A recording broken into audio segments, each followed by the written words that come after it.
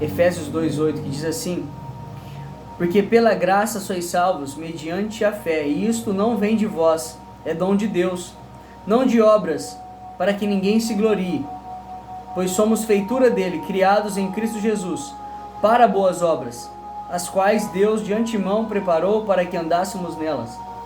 Isso é maravilhoso a gente entender isso. Sabe, a Bíblia diz que é pela graça que nós somos salvos. O favor imerecido de Deus. Um homem na condição de pecador. Romanos 3:23. Todos pecaram e destituídos estão da glória de Deus. A condição do homem é pecador. Todos nós pecamos. Então Deus manda seu Filho e faz um sacrifício por nós.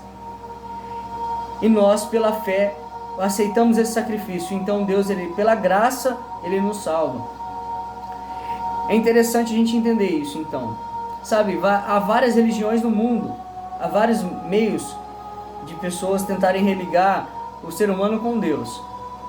Mas só há um meio de salvação, que é Jesus Cristo. E a Bíblia diz que é pela graça sois salvos, mediante a fé.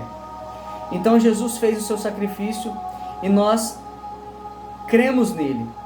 Então a fé é o braço nosso estendido para receber o presente de Deus, a dádiva de Deus, que é a salvação. Então é pela graça, não é pelas obras. Versículo 9 diz: não de obras, para que ninguém se glorie. Mas o versículo 10 diz assim: pois somos feitura dele, criados em Cristo Jesus para boas obras. Então as boas obras, ela não é a causa da nossa salvação, mas sim o resultado da nossa salvação. Quando nós cremos em Jesus Cristo e somos salvos por Ele, pela graça dele, as boas obras são automáticas na nossa vida. Sabe, a Bíblia diz em Tiago que a fé sem obras ela é morta. E é realmente isso. Mas as obras ela não é a causa, mas sim o resultado da nossa salvação. Porque somos salvos, praticamos boas obras. E a nossa fé é uma fé que produz obras. Bom, eu quero dar um exemplo muito interessante. Abraão, quando ouviu a voz de Deus, ele creu e ele produziu obras, ele avançou, ele trabalhou. Noé, quando ouviu a voz de Deus e Deus falou com ele, ele operou, ele trabalhou, então ele produziu obras. Então, quando esses homens creram em Deus, eles tiveram fé em Deus, automaticamente a fé deles o empurrou para trabalhar, então eles produziram obras. Então essa é a nossa vida.